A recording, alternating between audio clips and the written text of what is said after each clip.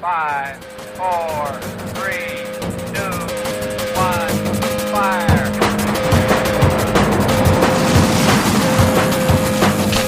The only thing we have to fear is fear.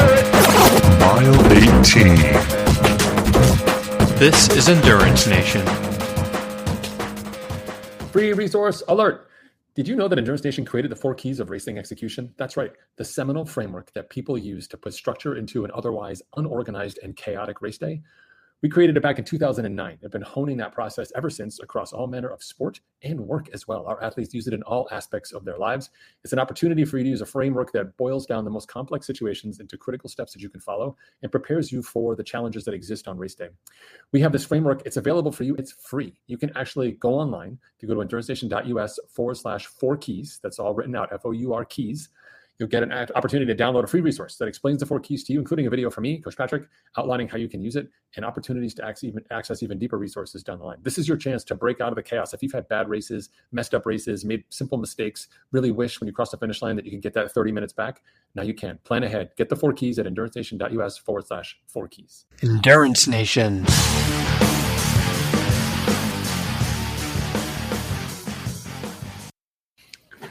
Hey everyone, Coach Patrick here from Endurance Nation, back with another lesson on race execution. Today I'm going to be talking to you about run execution. Before I dive into that, a little bit of a note. This is part of our broader race execution series. We have a free race execution course. If you go to endurancenation.us, you'll find a link to it. And I'll put a link to it in the video here below in the show notes so you can kind of tune in and get access. This is our proactive work for you to make sure you get smarter. Being fast isn't about working harder in training. It's not about luck. It's not about getting hit with a super fast stick on race day. It's about making really smart decisions and consistent decisions over time. And the best way you can get into the mindset of doing that is to practice. We do it in our training, in our build-up, in our race simulations, and then we bring it into practice onto race day and become something that you simply can't unlearn. Like riding a bicycle, you can't just go out and crash your bike because you want to. Once you know how to race, you really can't go out and mess up a race. I mean, I guess you could if you really wanted to, but it's hard to go left into the bridge abutment as opposed to staying right and on course and having that fast race. So our job here is education, putting that first and helping you understand that knowledge is speed, and that part of what we do here inside Endurance Nation is we work with our self-coached athletes to realize their potential. All right, so let's talk a little about race execution as it relates to the run in the course of a triathlon. So the run is the big difference maker, but the challenge with run execution is that everyone has their own existential, secondary, external, whatever you want to call it, run identity. You've got a run identity, and your run identity is associated with probably some kind of race distance. You've got a favorite running race distance and a performance. So whether that's a total time or a pace, and that's baked in. So you're like, I'm a 9-minute runner, or I'm a 1:45 half marathoner, or I'm a 4-hour marathoner. That's what people say. They don't say I'm a runner. They put these numbers and status elements with it. And really what that is it's your ego sort of pushing through your athletics, which is fine. Like, hey, a little bit of ego, never hurt anybody. And you should be proud of the things you've accomplished. The problem becomes on a race day, that ego component that you've allowed to sort of stretch its legs a little bit and get out there comes in and becomes a liability. Because on race day, we have to make decisions within the context of your triathlon. And we have to make decisions that are going to set you up to be successful. And the same pacing strategies that you would use in a road race, you would not use in a triathlon. Road races are very different. They start super fast. There's dynamics inside there in terms of what early people are doing. There's typically people doing different distances. You've got to navigate that. And it's, you have minimal needs for calories and food because you're really focused on performance. And if you're running fast enough, you really can't absorb very much. So there's a tight balance there between the two. And a lot of the second half of your day and even the final portion is a lot about sort of maintaining your speed, holding on, as we say, right? Triathlon couldn't be more different. It's almost the exact opposite. Run performance in a triathlon is actually predicated on your ability not to slow down. Running race day, how fast can you go? Triathlon race day, how not slow can you go? Same thing, very different perspectives. Okay, it's not a glass half full, glass half empty perspective. What it means is on the run in a triathlon, we're executing extremely differently. Even though you are running and it is you and you are running, the things you're going to see on the watch, the things you're going to experience on the course, and the things that you need to consume are very different. So let's dive in a little bit about that. Okay, so when we talk about race execution, we talk about not slowing down. So how do we not slow down? You ready for it? We slow down. We slow down at the first part of your run race. So in an Ironman, it's the first 6-ish miles. Half Ironman, it's about the first 3-ish miles. You kind of dial it back accordingly based on your total distance. What are we doing in these first couple miles? What's the point of slowing down early if we don't want to slow down later? What's happening? Well, the number one mistake that triathletes make, especially rookie triathletes or people who just never want to learn, is they run too fast in the beginning. They're not really running, actually, in an Ironman. They're just not biking. We call not biking running in Endurance Nation because you're so happy to be rid of the bike. You'll throw your $10,000 carbon fiber bike with the race wheels off a cliff just so you could run now and do something different. So you're excited, you made it, now you get to run and focus on something else. The challenge becomes that when you run too fast in those early miles, you peg a higher heart rate. Now you're carrying a higher heart rate. When you peg a higher heart rate and you're running too fast, you'll start accumulating heat. And if you're a relatively normal-sized human being, that heat is really hard to dissipate while you're still running because you've accumulated it. You have to stop. It has to slowly ebb out of you over time. And we don't want to have that happen until we're after the finish line. So what we do is we get really prescriptive in the first few miles to make sure that we are capping our run pace. And the way that we do that is we peg our run pace at our bike heart rate. So whatever you came off the bike at, that heart rate number, 138, 142, 153, whatever it is, that is your heart rate cap on the first couple miles of the run. But coach, we train with power, we train with pace. What do you want to do? This is the number one metric to make sure that you are not overcooking yourself in the beginning of the run. So what do you do in these first early miles when you're kind of being smart, taking it easy? This is the time to eat. This is the time to drink and getting calories. Regardless of what your bike nutrition situation look like, these early miles of the run are really the only time that you're going to be able to consume and process calories in time to actually have an effect over the remainder of your race day. So the first couple of miles, super smart. We are deliberate. We have a heart rate cap, and we're making sure we're getting in our food and fuel so that we're great for the second part of the day. Okay. What happens later in the day when it comes to running and racing?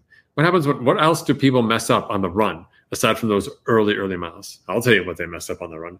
They do a really bad job of their pacing. They associate their pace with a number now. They say, well, I normally run 9s in training, and my last long run was a 9, and here I am at 9:30. I've got to go faster or worse. They're making decisions based off of past data, not real-time data, right? Instead of thinking about what pace should I hold or what pace did I hold last time that I need to do now, that's like saying, last time I took the SATs, I scored a 1550. I should be scoring a 1550 right now. I'm halfway through. This should be 720, 775 right now. Let's do it. No, that's not how we actually process things, and that's not how actually we achieve excellence. So instead, a great reframing of the situation is, can I sustain this pace right now from now until the finish line? So that's a 20-mile conversation. It's a 15-mile conversation, 13, 12, 11, 10, 3-mile, 4-mile, right? All those miles counting down, all of that leads into that. So can I sustain this pace to the end? If you can, you're on the right pace. If you cannot sustain this pace, you better have a really good reason why you decided to go much faster than you can sustain. And the challenge here really comes into when you go through the ebbs and flows, your highs and lows of race day on the run. And there's times where you do feel great. You feel like you can run crazy and go mad. And there's times when you feel like you can't move your legs at all. Your job with your brain is to take recognition of that situation with your body and still normalize all of it by being like, this is the bandwidth we want to be in, whether you're using heart rate at that time or using power or whatever it may be. But we're really trying to maintain our steadiness because we know that later in the day, if this is the whole race here across the bottom of my screen, later in the day, this is when all of the drop-off happens, all the slow. The really poor executors start at halfway. Better is like at the 2/3 point. The really good folks are there at the last quarter, are really struggling to fight to hold on. So any type of racing or hard work you do in the beginning here really sets you up to no good advantage, right? The only hope you have here is to go so fast, so hard, that people want to talk about it and they tell the other people in your age group, or you're counting, that you're running so fast and that you're still running so fast, number 5, and that the person who's hearing it can process it and say, I better just not run anymore because all of these things had to happen for it to work. Rarely ever does, unless you're winning the race, which most of us probably never will. So when we get down to it, really thinking about pace management, understanding that it's the pace from now to the end, from here to the end, from there to the end. Okay. And then the last thing that people mess up on race day is actually processing the aid stations as to the peak of their ability. So aid stations are both an opportunity, but they're also a trap. If you do aid stations incorrectly, you'll spend all day at your aid stations. You'll run 7-minute miles, but because you're walking 3-minute aid stations, it turns out to be 10-minute miles. That's not a great place to be. And I've done it. So what we have to do is really know what you want to have done at every single aid station. So before you go into the race, you want to have a prerogative of what you're going to do. So there are aid stations where you are fueling. There's aid stations where you are hydrating, and there's aid stations when you're cooling, because you may not be doing all of those at the same time. So this is a fueling aid station. You might run in, eat a gel just before you get to the fluid part, so you can wash that gel down, grab a sponge, and go. Right? You had a mission, you achieved it, you went on. Right? The next aid station, you may say, you know what, I need to get some fluids in here. It's not a fuel one, so you can run right to the fluids that you want. Start power walking, drink the fluids that you want, grab a sponge, go. Right? Or other ones, you don't want any of those things. You're just going to jog through here and get maybe dump water on your head with a cup and get some sponges and go. But you need to know before you hit the aid station what you want to do. Okay? And each aid station is a test, a calibration. Do the eat with a wash down with a thing, and then say, oh man, my stomach didn't feel so good. I'm going to skip the next feed cycle, right? Because you have 3 jobs at aid stations, 3 different things to do. If you show up to an aid station and you're trying to eat, you're trying to drink, and you're trying to get cool, you might as well just get a membership for that aid station, because you're going to be there for a while and you're just losing precious time on race day that you don't need. If you poorly execute, then yes, you will need to spend a lot of time at aid stations to recover, to refuel, to shed heat, all of those things. But if you're racing correctly, you actually need to have a process for those aid stations. That's free speed, my friends. And your job really on race day is to get close enough to the finish line that the magnetic pull of the finish line, is it a mile for you? Is it 2 miles for you? For most people, or depending on the layout, it's about 2 miles. They can kind of hear the announcer, they can kind of say, I can kind of get it out for the next 20 minutes to get to the finish line no matter what it takes, right? If you really sort of manage your effort to pace yourself appropriately. So we're really solving the middle of your race, because I just told you the first 6 miles are really smart and with a heart rate cap and fueling, and we took off the last 2. So we took 8 miles out. So now all we've got to deal with is 18 miles, and how do we manage those 18 miles, and what do you do with yourself in between? And that's that aid station management. Okay. So as you think about proper run execution, it's not about tons of run training. It's not about that great long run. It's not about getting out there and just, burying yourself or just running this incredible thing.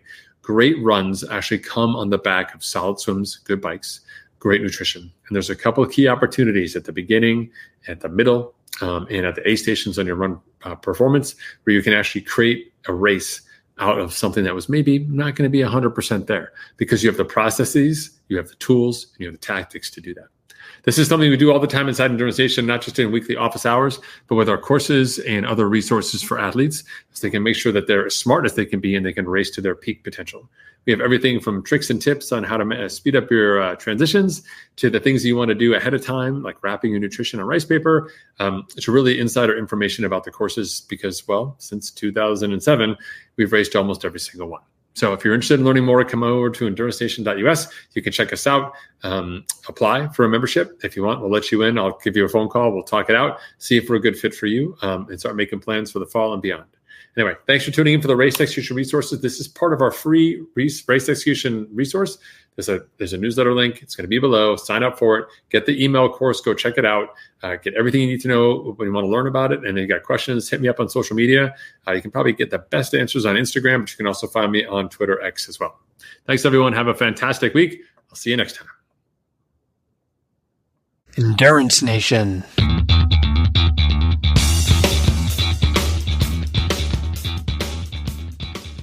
Product of the week is our Race Saver bag. Stay cooler, race faster. Have you ever been in a race? You pass an aid station and then you can't wait for the next aid station. As a runner, you're just craving it. Even though they're only a mile apart on the road, it seems that each one is getting further and further apart.